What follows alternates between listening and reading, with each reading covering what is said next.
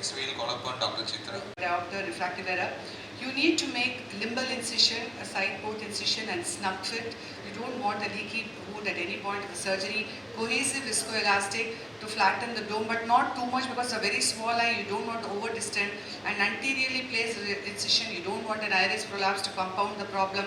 I ruled an RK marker to get a larger rhexis because it's a fairly dense cataract, but not more than 6. Gentle hydro. I do not want to over pressurize the eye. I would keep decompressing it.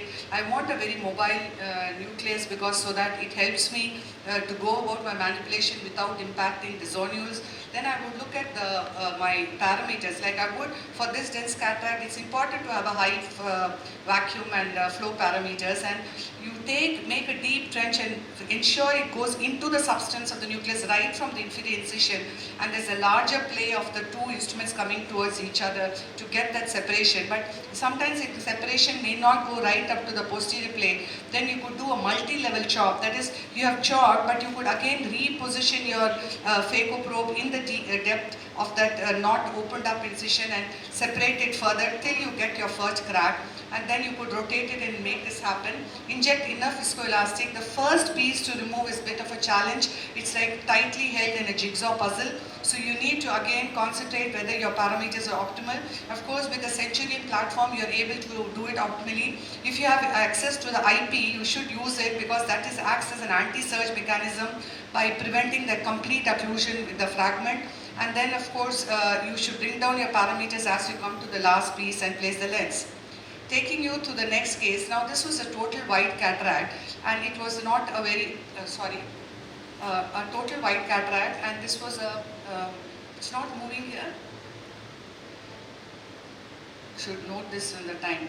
And so it makes sense sometimes in these cases not to challenge yourself, place iris hook again at the limbus, not too anterior, you don't want to tent it, not too posteriorly, there will be crowding of the iris. Make a small incision. This is a mildly intumescent cataract. Make a small rhexis, then go in and open an enlarged incision. Then you do multi-quadrant hydro to get all that fluffy, loose liquid cortex coming forward. Then go ahead and rotate it, and then go tangentially with your micro scissors and enlarge the rhexis just so that it is adequately large enough for you to do a safe phacoemulsification. These are pretty flocculent cataracts. It's not as dense as we expect it to be, but ensure that your chopper goes well within into the rhexis. There's not too much of an epinucleus cushion, so don't use too sharp a chopper, but just appropriate enough, and ensure that you are actually holding the piece, and hardly any phaco energy is needed at this time. It is just the play of vacuum and fluidics, and then of course the routine phacoemulsification as it continues, and it's quite a routine case.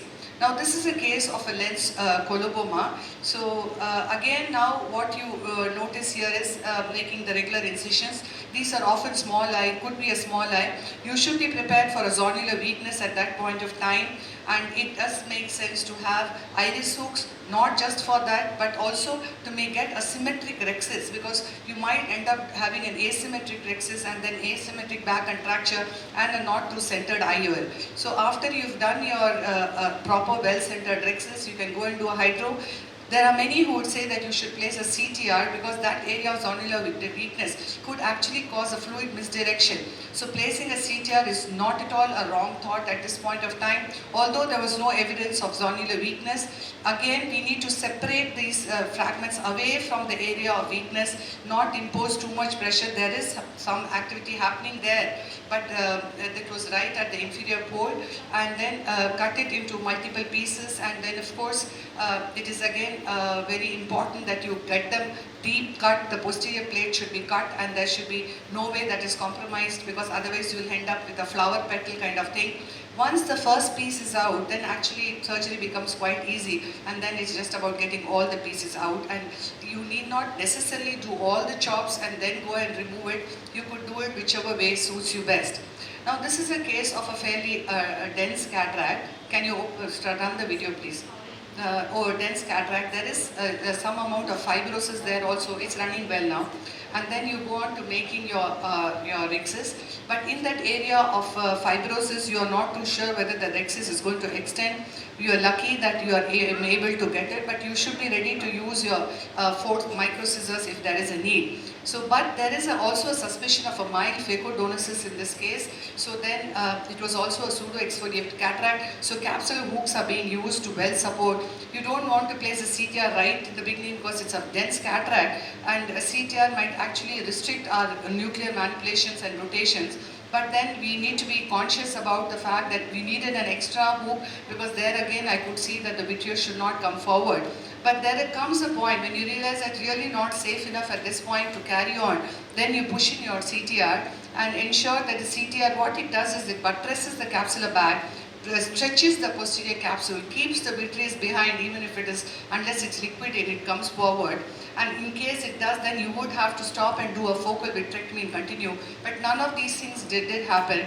And a very careful phacoemulsification, keeping the phacoprobe in the pupillary area and then doing it carefully and then injecting. Actually, I have injected a single piece, which I only now noticed. Ideally, it should have been a 3-piece lens in the back, because not just the CTR, you also want that 3-piece haptic also to further stretch the bag, and then you go ahead and remove the capsule.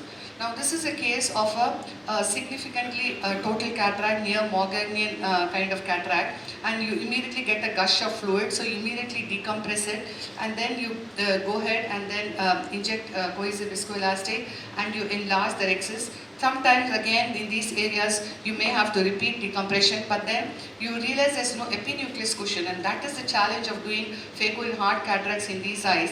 So it makes sense to actually inflate the bag after lifting up the nucleus into the anterior chamber and doing an IOL scaffold, which pushes back that probably shriveled and thin posterior capsule, and then you do your horizontal chop. You have to keep inject viscoelastic to coat the endothelium, but then you are able to get it done and complete the surgery. Next. This is the last case which I'm going to show you. Again, a hard cataract and a small pupil. Ideally, the least doubt I tend to use iris soap, because I really want a completely safe surgery. But if that iris is not going to be a floppy iris, and if that iris is again not too fibrotic, you know it's just a senile meiosis, you could try doing a phacoemulsification, and at any point of time decide that you're going to place iris hook. You could use as iris as the margin to create your rexus, but you can't too rely on it, because the pupil can come down over the course of the surgery. You need to adopt the simplest way possible, and in this particular case a stop and chop is being adopted. You should be flexible in the technique which you're going to use, and ensure that you completely separate the two fragments. You could use retract the iris and to ensure that you are chopping it without impinging on the rexus and not creating an iatrogenic dialysis. But you can see that the anterior chamber is rock hard stable, and you're able to actually, although the pupil actually has come down, you are able to get those pieces into the supracapsular space and do a phacoemulsification. And once 1 or 2 pieces are out, it's not much of a challenge. You realize that you're able to go ahead and complete the nuclear emulsification.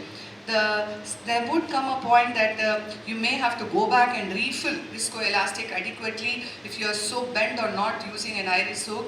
On hindsight, I would have used an iris hook, but at that point of time I have not done. You have to retract the iris to see that you remove the cortex, and also it's important that this is the time when you could rarely create a dialysis by pulling on the rexus and by mistake and completing the case.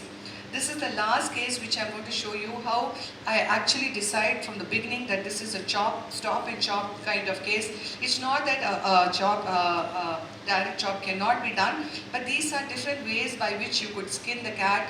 And the only thing I want to show you here is that you need to ensure that you really deepen. It is actually not as deep. You should be able to get that fundus glow there. And I have gone and split the nucleus, but you see, if you look carefully, it's going to snap.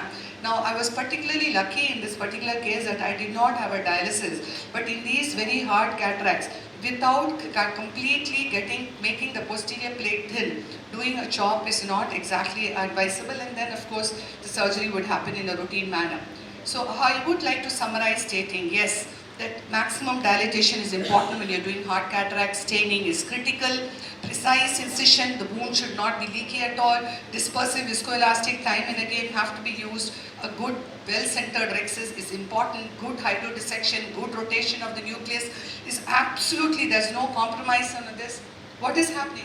stopped it. No. Can't you all wait for this presentation to be over? The surgical videos shown by Sandhya was so good, with just one more dimension to all of it. Thank you very much. Thank you, madam.